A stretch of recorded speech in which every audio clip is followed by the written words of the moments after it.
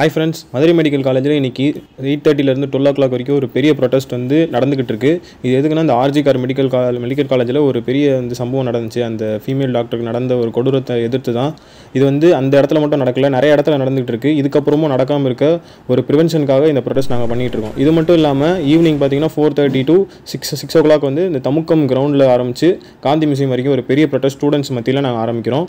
இது மட்டும் இல்லாமல் இந்த டிஎன்ஜிடிஏ காலையில் ப்ரொட்டஸ்ட்டில் ரெசிடென்ட்ஸ், பிஜி ரெசிடென்ட்ஸ், இன்டர்ன்ஸ் அவங்க கோரிக்கைகளை கவுன்சில்கிட்ட தெரிவித்தாங்க. அந்த கிளிப்ஸ்லாம் நான் உங்களுக்கு ஆட் பண்ணுறேன். சுத்தமாக லைட்ஸே கிடையாதாங்க. ஸோ நம்ம பிரேக் போகிறோம் இல்லை இன்பிட்வீன் பைக் எடுக்க போகும்போது அங்கே எந்த லைட்டுமே கிடையாது அந்த ஏரியாவில். ஸோ அங்கே ஏதாவது லைட் போட முடிஞ்சதுன்னா கொஞ்சம் யூஸ்ஃபுல்லாக இருக்கும். And more than that, I mean, நம்ம எல்லாம் பேசுகிறோம், but at that time of the incident, not everybody is going to be there with all of us. I think it's something that we have to do to take care of ourselves also.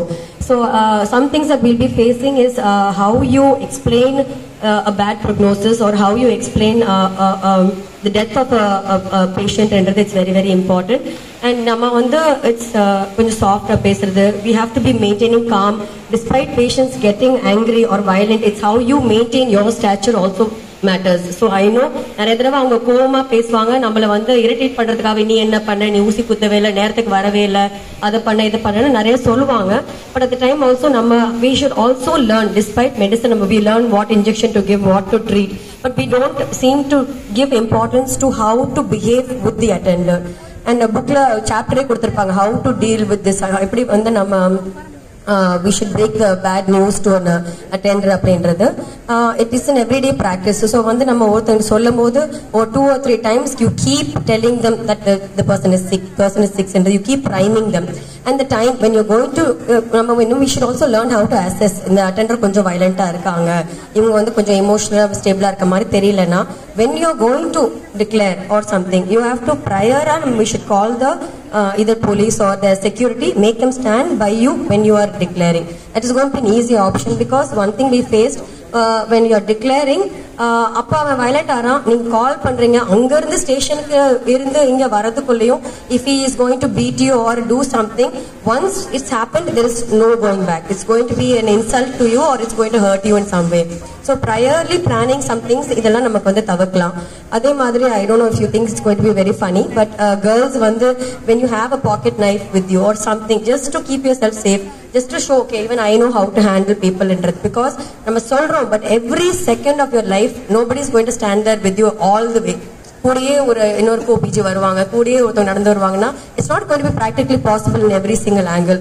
So sometimes just to at least scare the guy who comes to, guy or girl, whoever it may be, to scare them, at least we have something to show that we are also equipped to hurt you அப்படின்றதும் I think it's personally very important. இந்த அளவுக்குனா ஒரு ஏர்போர்ட்டில் இருக்கக்கூடிய ஒரு security protection கண்டிப்பாக எல்லா medical college and ஹாஸ்பிட்டலில் இருக்கணும் அப்படிங்கிறது ஒரு ஷார்ட்டாக சொல்கிறாங்க. மெயினாக அந்த சிசிடிவி கேமரா சர்வைலன்ஸு, அப்புறம் அவங்க மெயினாக என்ன கேட்குறாங்கன்னா, இந்த ரெஸ்ட் ரூம்ஸ், ஒரு டாக்டருக்கு ஒரு ரெஸ்ட் ரூம்ஸ் கூட அவங்களுக்கு ஃப்ரீயாக நினச்சா போகிற டிஸ்டன்ஸில் இல்லை, அந்த அளவுக்கு கூட டைம் இல்லாத மாதிரி அவங்களுடைய ஒர்க் லோட் இருக்குது. செக்ஷன் ஓட்டில எப்பயுமே ஒர்க்கர்ஸ் தான் எங்களுக்கு மெயின் ரிஸ்க். அங்கேயும் ரெஸ்ட் ரூம் எங்க ஃபுல் 6 hours எங்கேயுமே டாய்லெட்ஸ் கிடையாது. ஈவன் அசிஸ்டன்ட் ப்ரொஃபசர்ஸ் டியூட்டி பார்க்கறாங்க, அவங்களுக்கே ப்ரொடெக்ஷன் கிடையாது. ஏன்னா அவங்க ரூம் டோர்ல லாக்கே கிடையாது. அட்டெண்டர்ஸ் ஓபன் பண்ணிட்டு ஸ்ட்ரைட்டா they will go inside. இது ஒரு இஷ்யூ இருக்கு. அதுக்கப்புறம் விசிட்டிங் ஹவர்ஸ்ல சுத்தமா சேஃப்டி கிடையாது. ஏன்னா கீழே இருக்கிற ஒர்க்கர்ஸ் நிறைய எங்களுக்கே தெரிஞ்சு they get bribes and they let lot of male attenders inside. So அது எல்லாமே சேஞ்ச் ஆச்சுன்னா கொஞ்சம் நல்லா இருக்கும். அட்மினிஸ்ட்ரேட்டிவ் பேக்கப் இல்லாது எங்க டிபார்ட்மெண்ட் ஒரு பெரிய இஷ்யூ.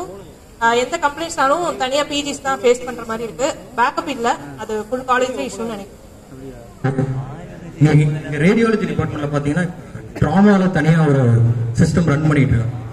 இப்ப அந்த இடத்துல எங்களுக்கு டியூட்டி ரூம் ஸ்பெசிஃபிக்கா இல்ல, பிளஸ் 3 years பிஜிஸ் ஸ்டே பண்ற அளவுக்கு எங்களுக்கு டியூட்டி ரூம் ஸ்பெசிஃபிக்கா இல்ல. பிளஸ் அந்த ரெஸ்ட் ரூமே எங்களுக்கு பாத்தீங்கன்னா காமனான ஒரு ரெஸ்ட் ரூம் தான் கொடுத்துருக்காங்க. இதெல்லாம் மேனேஜ் பண்ற அளவுக்கு கவர்மெண்ட்டும் அந்த மேனேஜ்மெண்ட்டும் அவங்களுக்கு பண்ணி கொடுக்குற மாதிரி அவங்க கேட்டிருக்காங்க. நாங்களும் இதே தான் இந்த கோரிக்கையில கேட்குறோம். தேங்க்யூ.